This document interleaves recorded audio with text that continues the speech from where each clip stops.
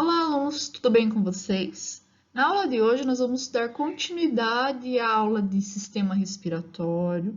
Vamos dar enfoque sobre a troca e transporte de gases e também vamos falar como que a respiração é regularizada pelo nosso sistema nervoso. Vamos lá?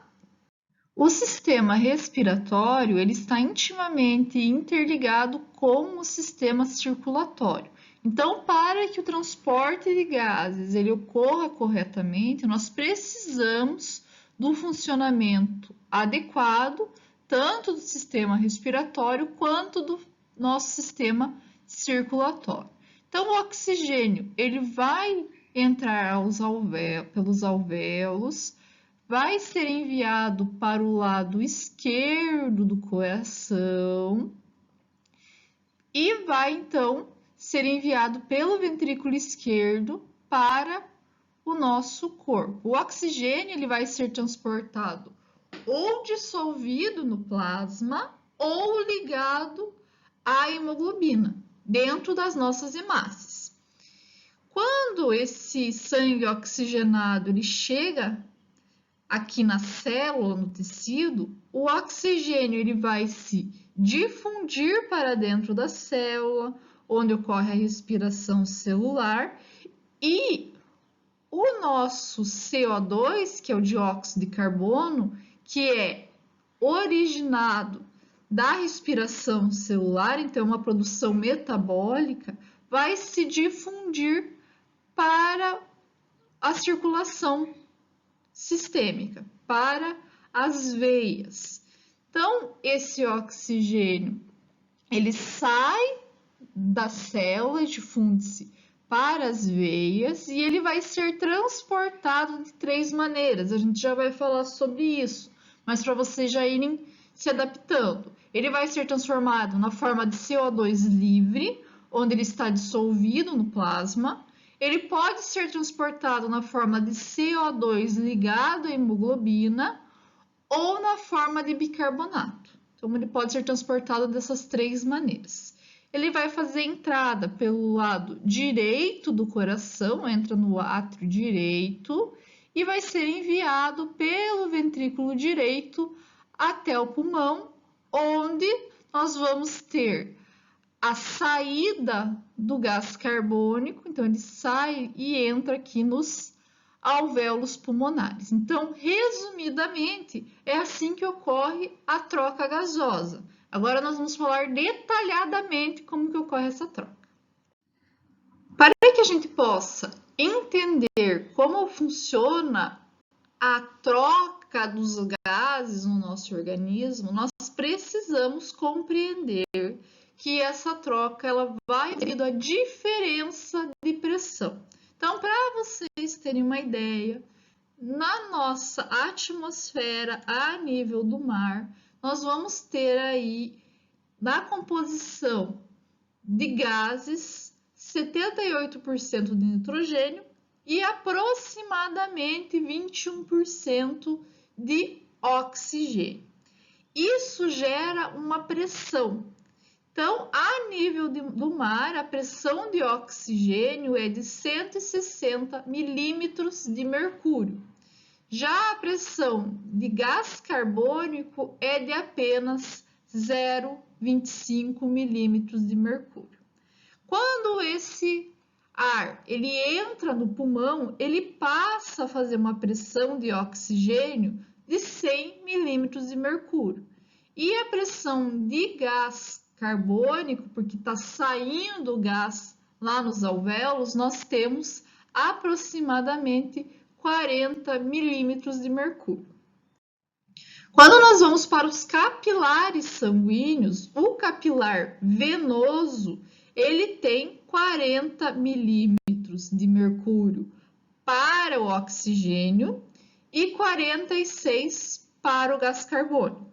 No arterial, para o oxigênio, nós temos 100 e para gás carbônico, nós temos 40. No líquido intersticial, nós vamos ter uma pressão de oxigênio de 40 e uma pressão de gás carbônico de 46. Então, se nós compararmos esse líquido com os capilares, nós vamos ver a diferença de pressão. Olhem só, no nosso sangue arterial, nós temos uma pressão de 100. Então, o que vai acontecer? O oxigênio ele vai sair dos capilares sanguíneos, arteriais, e vai ser enviado para o nosso líquido intersticial facilmente por causa da diferença de pressão. Olhem, 100 para 40. Viram? Tem bastante diferença. Já quando nós falamos de gás carbônico, aqui nós temos 45 no líquido intersticial e no sangue arterial nós vamos ter 40. Então, o que acontece? O gás carbônico ele vai sair do líquido intersticial e vai passar para o nosso sangue. Só que daí quando ele passa, para de ser chamado de arterial, nós vamos ter sangue venoso, tá? Então, o sangue rico em gás carbônico. Se nós compararmos ainda esse líquido intersticial com a célula, olhem só a diferença que nós observamos. Enquanto que no líquido intersticial a pressão de oxigênio é em 40, a pressão de oxigênio da célula fica em torno de 23. Então, facilmente o oxigênio ele sai do líquido intersticial e entra na célula.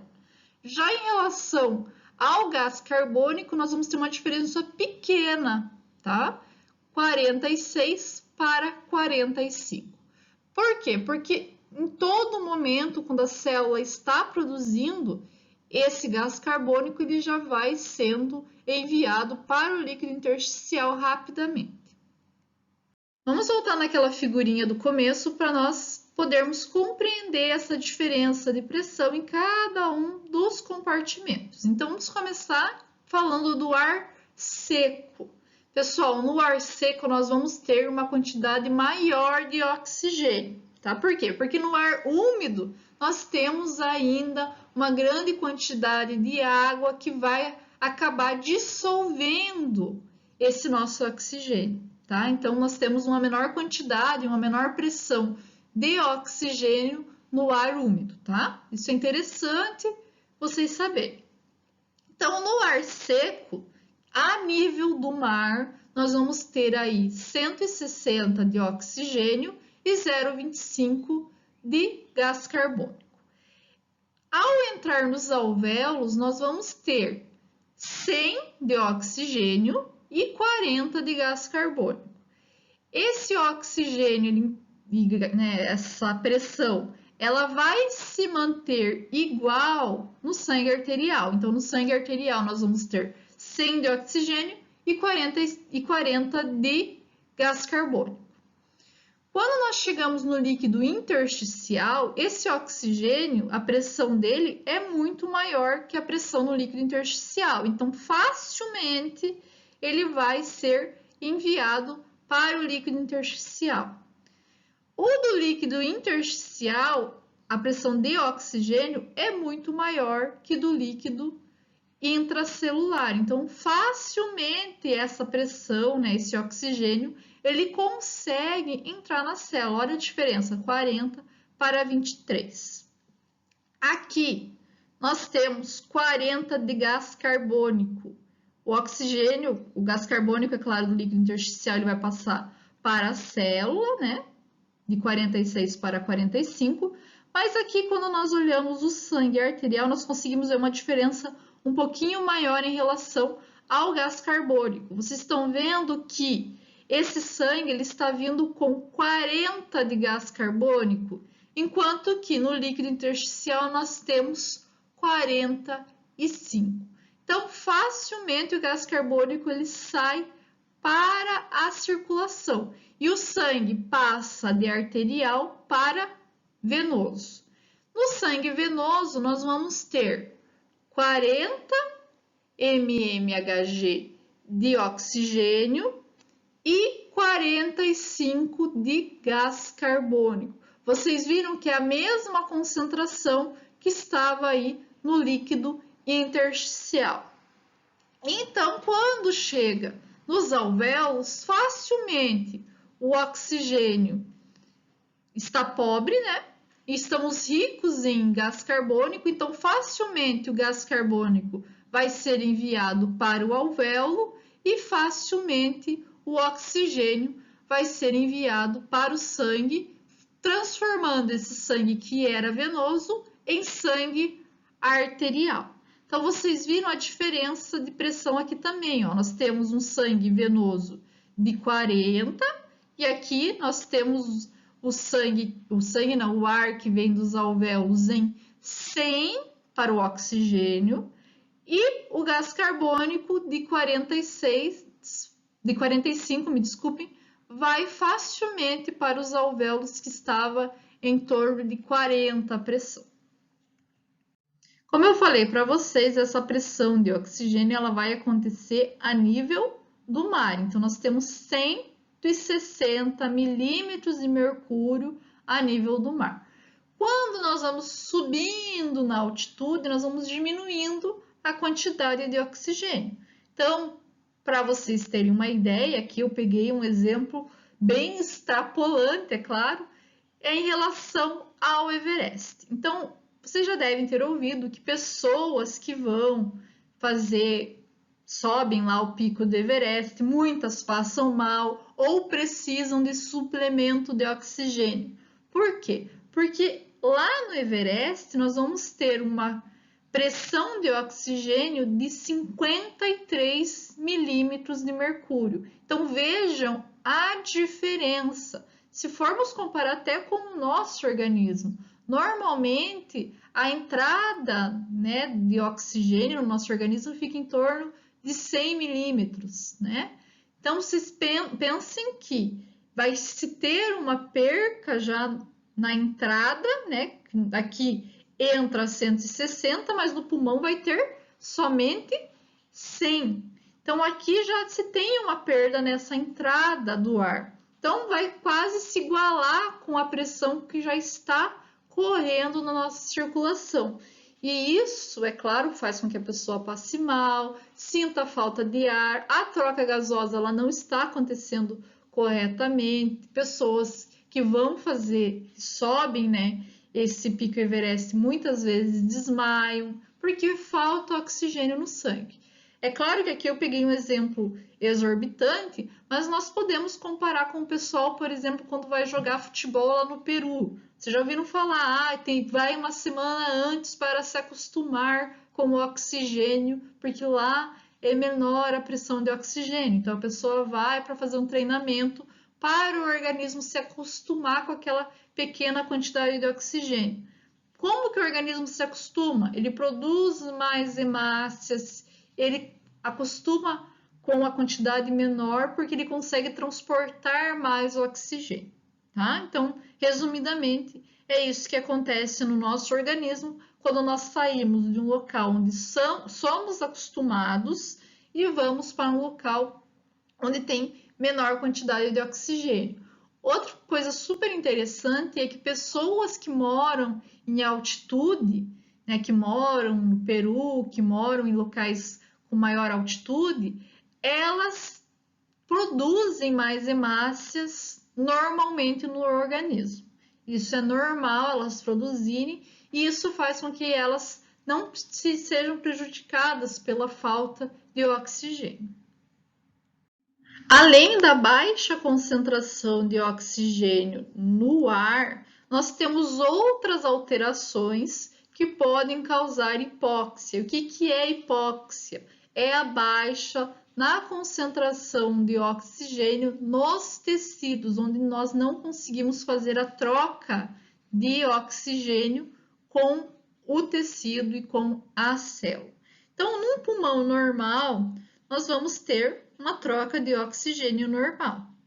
Quando a pessoa tem efizema, vocês já devem ter ouvido falar, no efizema nós temos uma destruição dos alvéolos. Então, os alvéolos eles perdem a superfície de contato com o oxigênio. Essa diminuição da superfície de contato vai fazer com que pouco oxigênio seja absorvido, ou seja, difundido, melhor dizendo, para o nosso sangue arterial. Nós temos outra doença chamada doença pulmonar fibrótica, onde as membranas alveolares elas se tornam mais espessas e essa espessura delas dificulta a troca gasosa. Consequentemente, nós vamos ter uma diminuição na difusão de oxigênio para o nosso sangue. Temos também o edema pulmonar.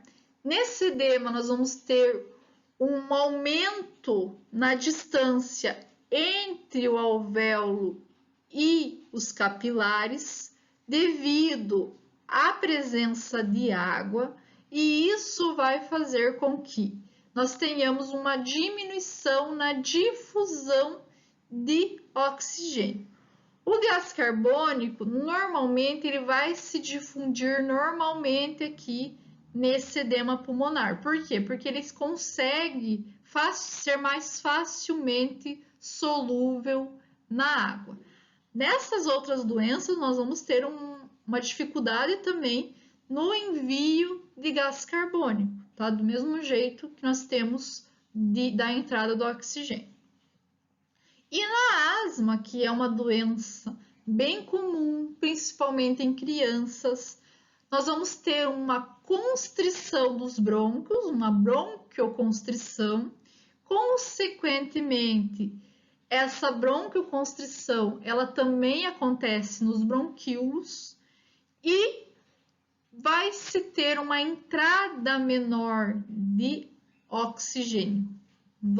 Quando a pessoa tem asma, ela tem uma dificuldade de respirar. Então, a diminuição dos brônquios e bronquíolos, essa constrição, faz com que o oxigênio não consiga entrar na concentração adequada. Mas não é só o oxigênio, é o ar como um todo. Então, nós vamos ter uma dificuldade na entrada de oxigênio e também vamos ter uma dificuldade no envio de gás carbônico, porque o gás, o que está fora não consegue entrar e o que está dentro não consegue sair, tá? Então, pessoas que têm asma, elas tossem muito para tentar retirar esse gás que ficou preso nos seus alvéolos. É bem comum, vocês com certeza conhecem alguém que tem. Até vou fazer um videozinho para vocês sobre asma, para mostrar como que é a patogênese da asma, para vocês compreenderem um pouquinho melhor sobre isso. E como que esses gases vão ser transportados no sangue? Vamos ver.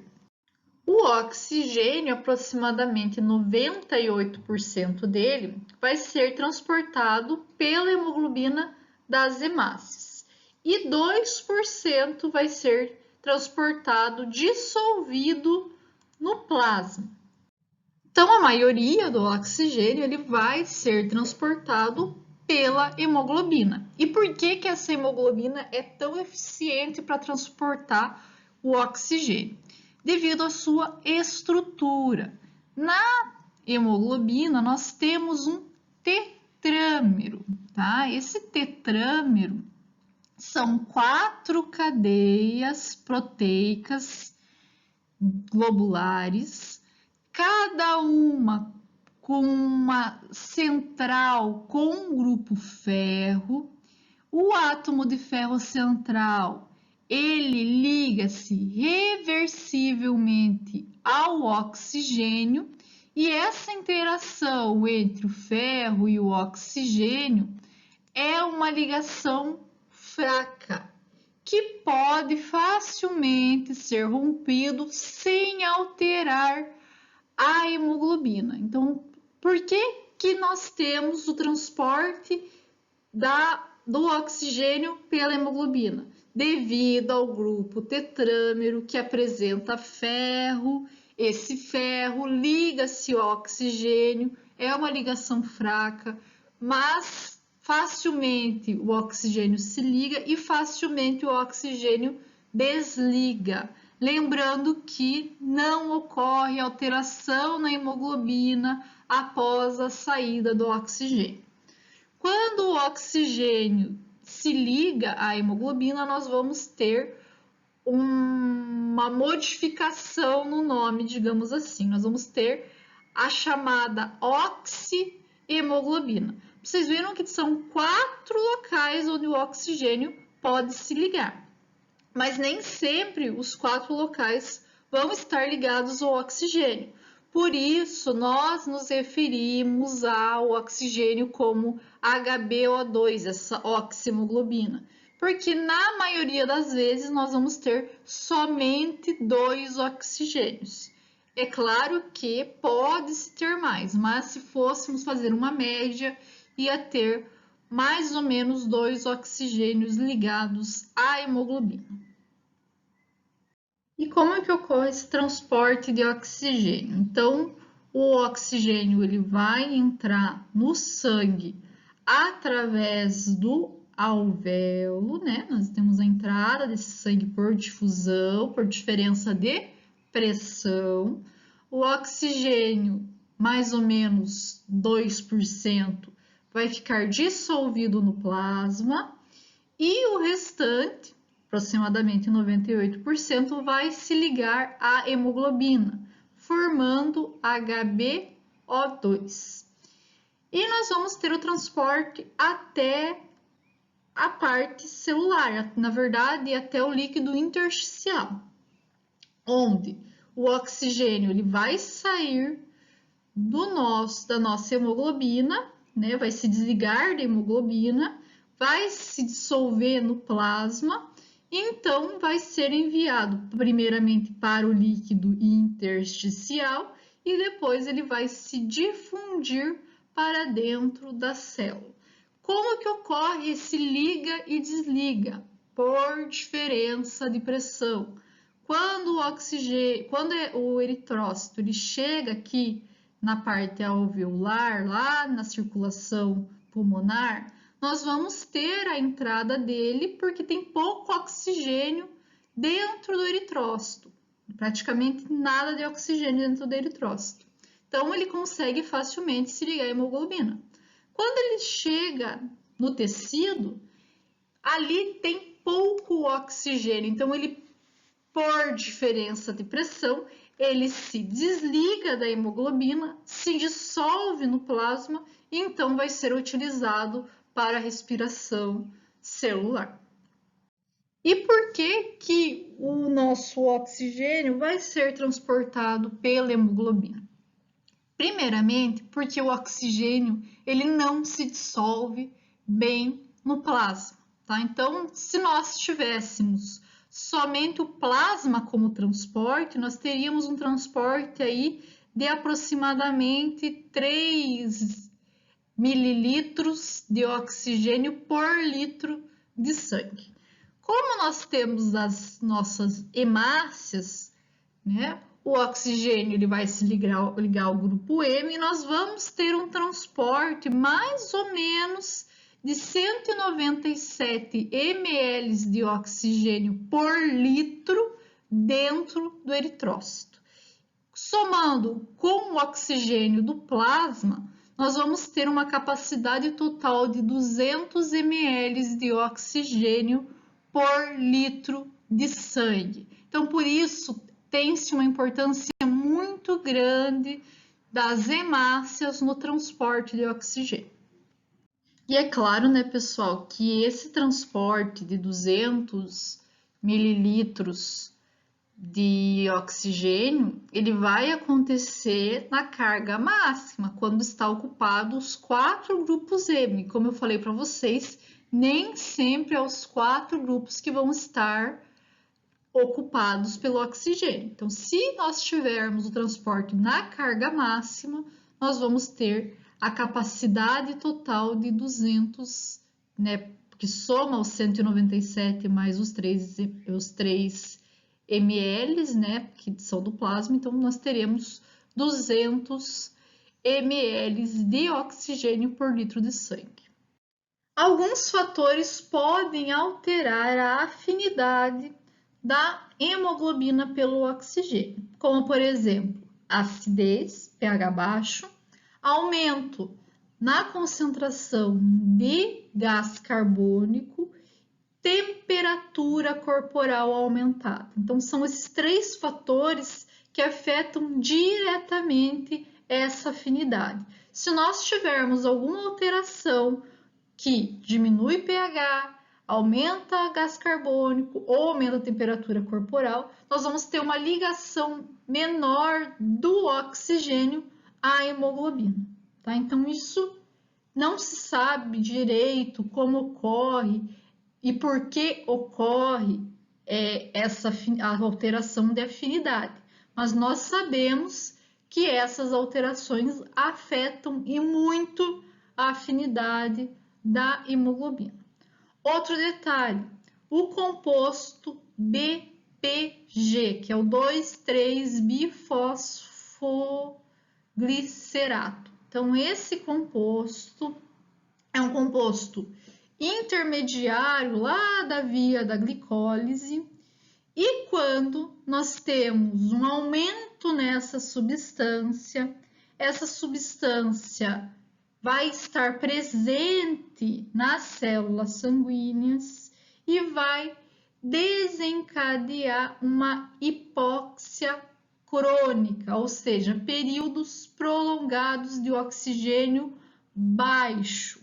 Também esse BPG nos eritrócitos pode estar ligado a uma grande altitude, então a produção dele pode estar ligado a uma grande altitude, também pode estar aumentado por causa da anemia. Então nós temos 2 motivos onde aumenta o BPG, por causa de anemia ou por causa de grandes altitudes. Em grandes altitudes nós já temos um problema muito sério na concentração de oxigênio e vamos ter a formação de BPG que vai acabar diminuindo ainda mais a afinidade do oxigênio pela hemoglobina.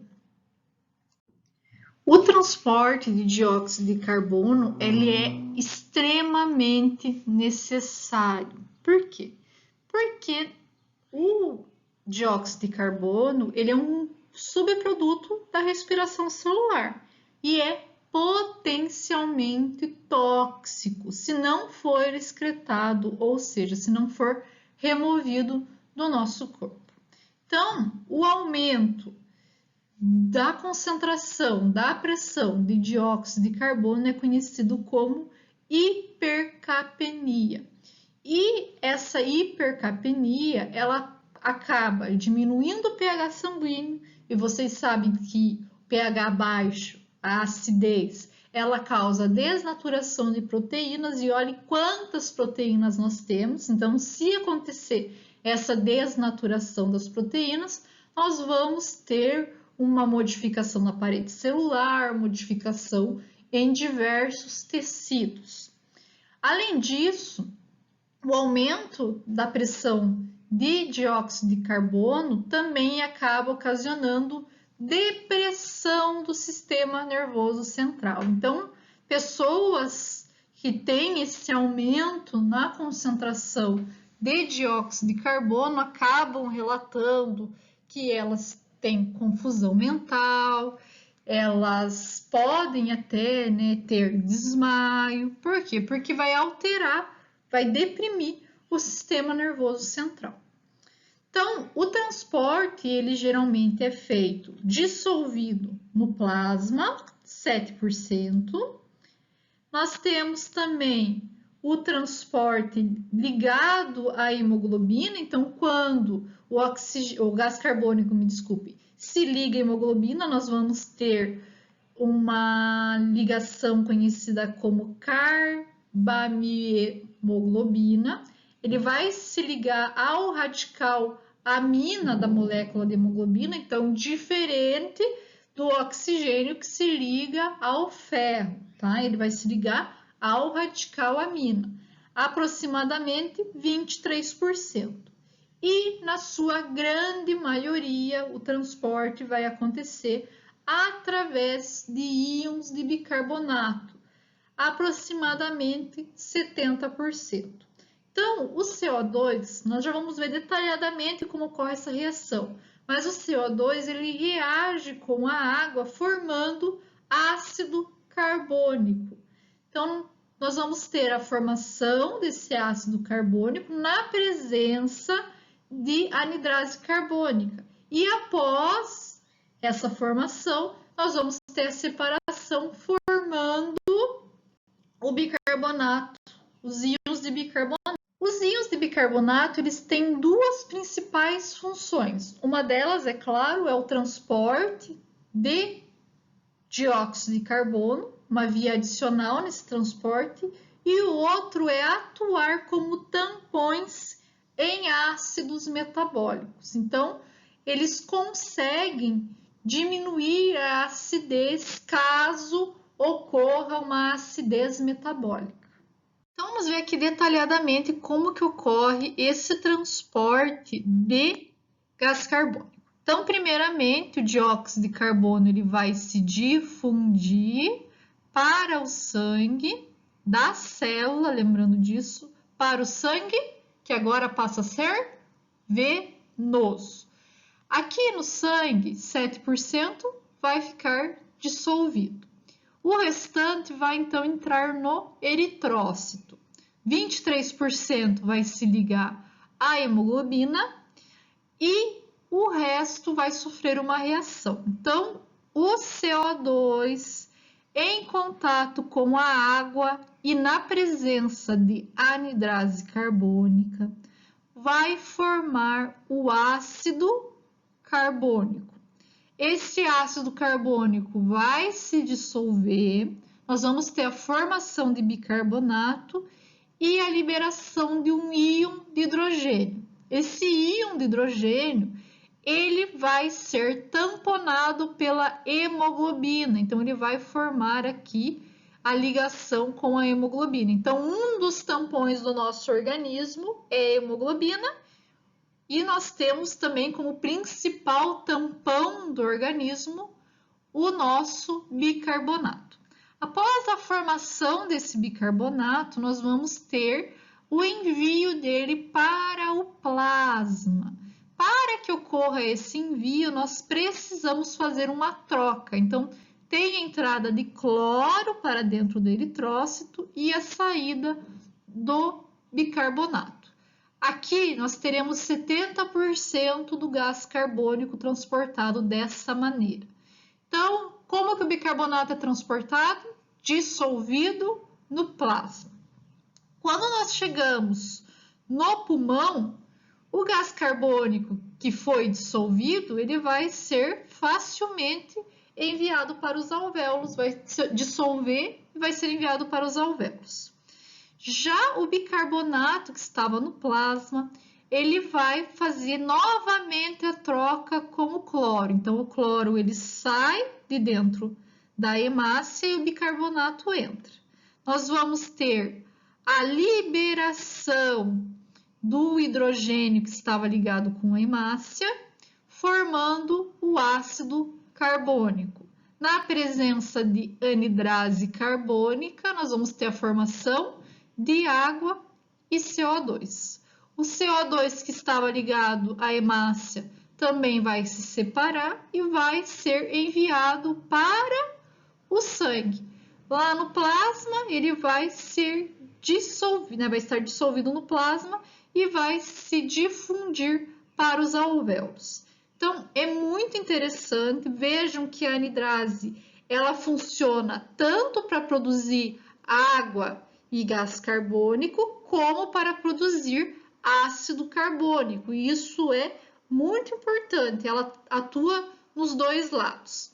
Aqui nós temos grande quantidade de gás carbônico, então, por diferença de pressão, facilmente ele se liga ao eritrócito. Quando nós chegamos no pulmão, tem pequena quantidade de gás carbônico, então nós precisamos retirar esse gás carbônico. A pressão aqui de gás carbônico no sangue venoso é maior do que a pressão nos alvéolos, então facilmente ele consegue sofrer essa reação para ser eliminado do nosso organismo. E agora, para finalizar a nossa aula, nós vamos falar sobre a regulação da respiração. Então, quem regula a respiração? Sistema nervoso. Vamos ver como que ele atua. O sistema nervoso, ele normalmente ajusta a intensidade da ventilação alveolar. Então, durante exercício físico ou até mesmo você aí sentada assistindo a aula, a pressão de oxigênio e a pressão de gás carbônico não se alteram. Então, nós sempre vamos ter essa quantidade de oxigênio e de gás carbônico indiferente se você está em atividade física ou sentado assistindo a aula. O que vai alterar é a frequência respiratória. Então, quando nós estamos correndo, o que acontece? Nós vamos aumentar a frequência respiratória para que a pressão de oxigênio e também a pressão de gás carbônico não se altere. Ou seja, para que a pressão de oxigênio fique em 100 e a de gás carbônico não fique maior que 46. Então, 45, me desculpe. Isso é normal. Então, o nosso corpo ele vai se adaptar ao momento. Se nós estamos fazendo exercício, precisamos ventilar mais. Então, a frequência e a intensidade da respiração vão aumentar. O centro respiratório, ele vai estar presente na ponte e no bulbo. Então, nós vamos ter diversos grupos de neurônios que vão atuar na regulação da respiração. Esses neurônios vão estar presentes nessa região, ponte e bulbo. Vamos ver detalhadamente como que é composto esses grupos de neurônios. Os grupos que atuam no controle da respiração são grupo respiratório dorsal, que fica aqui na região do núcleo do trato solitário, no bulbo, o grupo respiratório ventral, que também fica na região do bulbo, e o grupo respiratório pontino, que fica na ponte. Então, o que acontece com cada um desses grupos? Primeiramente, vamos começar falando do grupo respiratório dorsal. Ele vai ser responsável pela inspiração. Então, ele está envolvido principalmente na respiração normal do nosso organismo. Ele vai receber sinais de quimiorreceptores, também vai receber sinais dos nervos cranianos e dos receptores, que vai influenciar a sua ação. A partir do momento que ele recebe esses sinais, ele envia sinal para o diafragma. E ele vai enviar sinal para o diafragma a partir do nervo frêneo, tá? Então, nós temos um nervo que vai atuar estimulando o diafragma. Qual que é esse nervo? Nervo frêneo. Ele também pode mandar e vai mandar, né, sinal para os nervos intercostais, estimulando a contração dos músculos intercostais. Então, o nervo frêneo estimula a contração do diafragma e o nervo intercostal dos músculos intercostais. Está envolvido na inspiração, é o que mais está em ação, digamos assim. Ele pode enviar sinais para o grupo respiratório pontíneo e também sinais para o grupo respiratório ventral. Então, a partir do momento que nós temos uma intensificação na respiração, nós vamos ter um envio de informações para esses outros grupos. O grupo respiratório ventral, ele vai ser responsável pela inspiração e expiração. Vocês conseguem ver aqui, até coloquei um um círculozinho aqui, peraí, aqui, ó, em relação a esse complexo pré-Boltzinger. Complexo pré-Boltzinger. Esse complexo, ele contém neurônios que disparam espontaneamente. Então, eles atuam como se fosse um marca-passo do nosso sistema respiratório. E esses sinais chegam ao nosso centro, né, eles vêm do centro respiratório ventral e vão ser enviados para o centro respiratório dorsal. Então, quando nós estamos normalmente, sem ter esforço e a respiração ela está normal, quem controla, quem ajuda a controlar é esse complexo pré-Boltzinger, onde ele manda sinais espontaneamente como marca-passo para, ele está aqui dentro do complexo respiratório ventral, mas ele vai mandar sinal para o grupo respiratório dorsal, fazendo com que ocorra, então, a estimulação da nossa respiração. Outro detalhe, quando esse grupo respiratório ventral, ele vai mandar sinais para os músculos respiratórios, para alguns inspiratórios e também vai mandar sinal para a laringe, para a faringe e para a língua, para que elas se mantenham abertas, né, para facilitar a passagem de ar. Tem algumas pessoas onde esse sinal ele está tendo algum problema, tá? Então pode ter algum problema no envio desse sinal. E as pessoas têm apneia do sono. É quando a pessoa para de respirar durante o sono. Provavelmente vocês já ouviram falar sobre isso. E o grupo respiratório contínuo, ele vai estimular e vai dar a frequência e também a amplitude da respiração. Então, ele vai ser responsável por isso. O grupo respiratório dorsal, então, ele vai ser responsável pelos potenciais de ação, vai mandar sinais para a medula para que ocorra a contração do diafragma e também para que ocorra a contração dos músculos intercostais. Fazendo isso, nós vamos ter a expansão do pulmão, lembram-se lá da aula passada.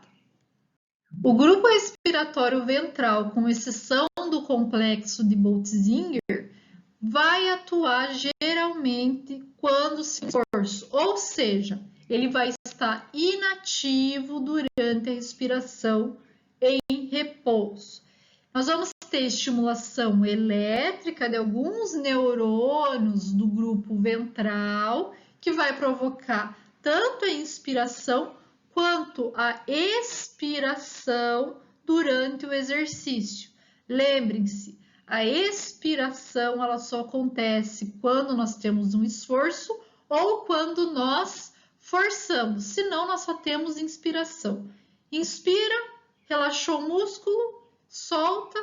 Então, a ativação da expiração, digamos assim, ela só acontece durante o esforço, porque nós temos que fazer uma força lá nos músculos abdominais para eliminar o nosso ar. Então, eu já falei para vocês fazerem o teste semana passada, na aula passada. Coloque a mão em cima aí do teu peito, respire normal e depois expire forçadamente.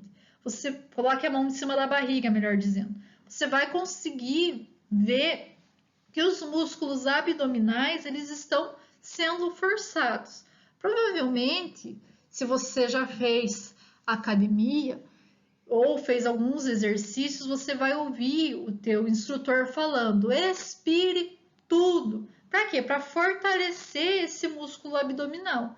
É uma forma de fortalecer essa musculatura, a expiração forçada, tá? Esse grupo respiratório ventral ele vai ser muito importante durante a expiração vigorosa, a expiração forçada. Lembre-se sempre disso. O grupo respiratório contínuo Também vocês podem ver em alguns livros, eu acho que até no Guyton ele está como centro respiratório pneumotóxico, tá? Mas mudou o nome e atualmente ele é conhecido como grupo respiratório pontivo. Ele envia sinais inibitórios para o grupo inspiratório dorsal. Então ele acaba modulando sua atividade.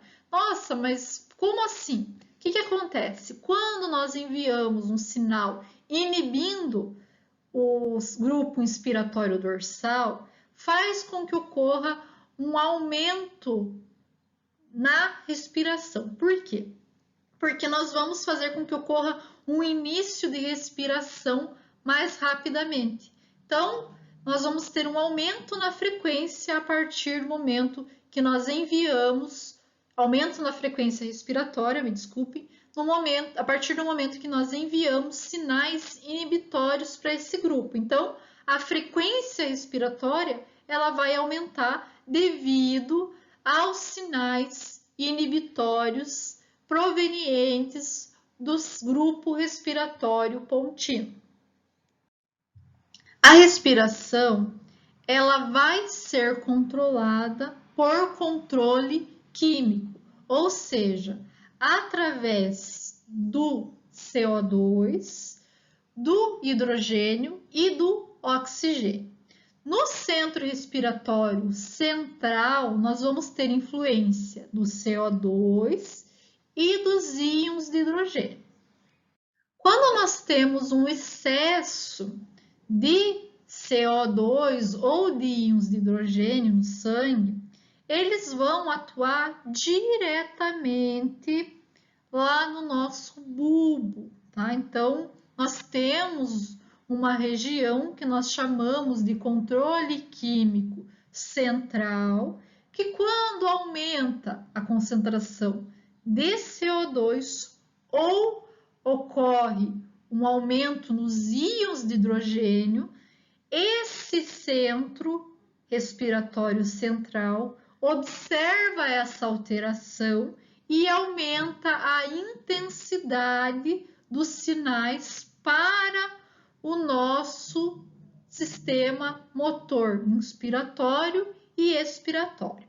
Então, se vocês conseguirem observar essa imagem, vocês vão ver que o CO2, juntamente com a água e anidrase carbônica, vai formar o ácido carbônico que se dissocia. O hidrogênio proveniente atua nessa área inspiratória e vai estimular a nossa inspiração e expiração.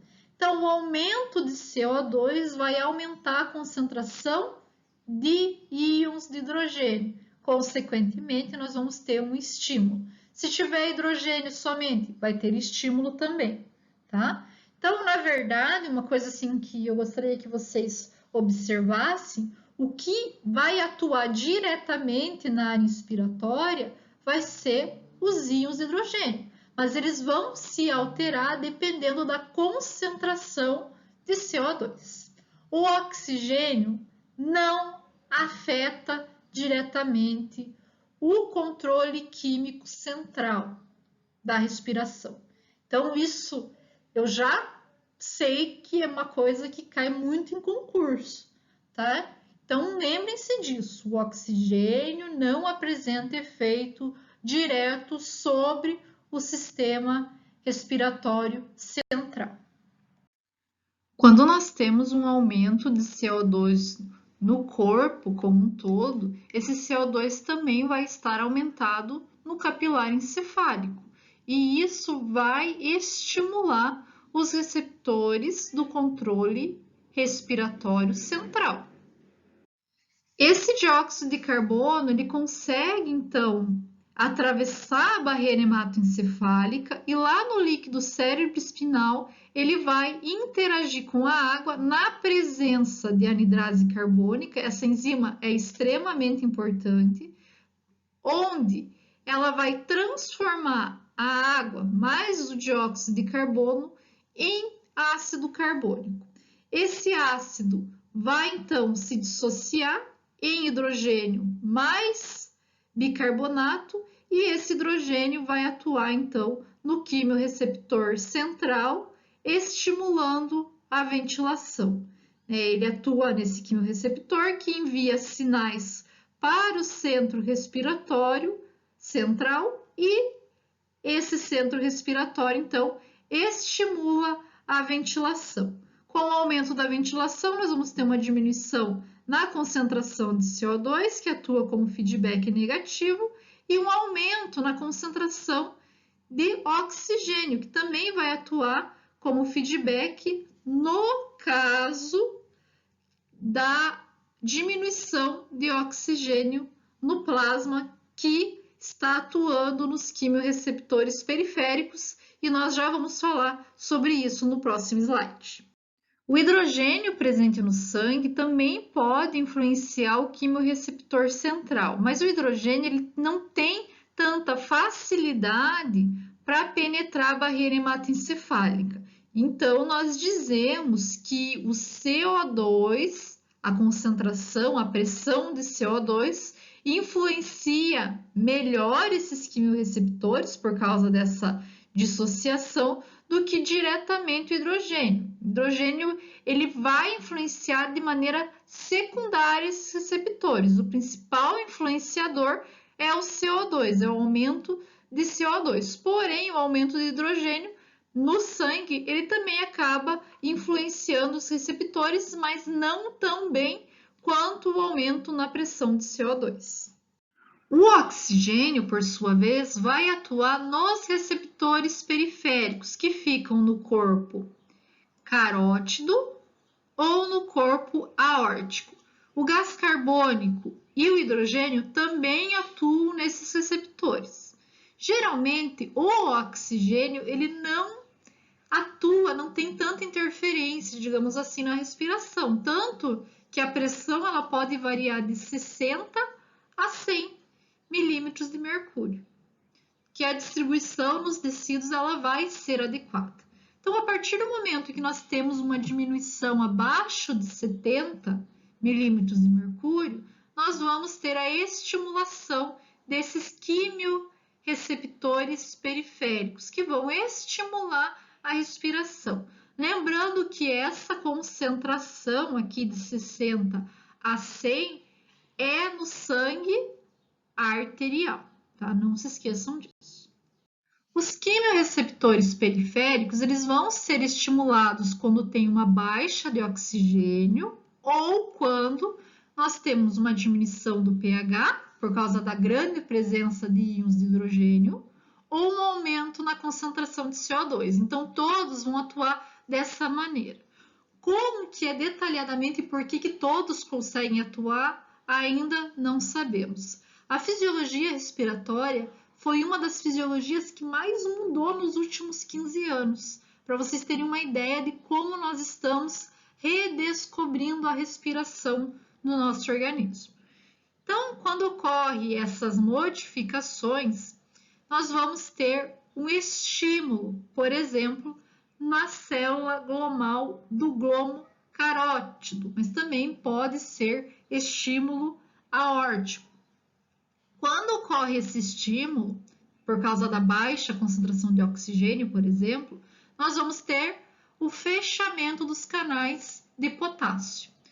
Quando os canais de potássio se fecham, a célula despolariza, fazendo com que ocorra a abertura dos canais de cálcio. Lembrem-se, canais de cálcio dependentes de voltagem. O cálcio entra e ele vai fazer com que ocorra a exocitose de neurotransmissores. Esses neurotransmissores vão então se ligar aos receptores no neurônio sensorial e então vão estimular, vão enviar sinais para os centros bulbares, para que eles aumentem a ventilação.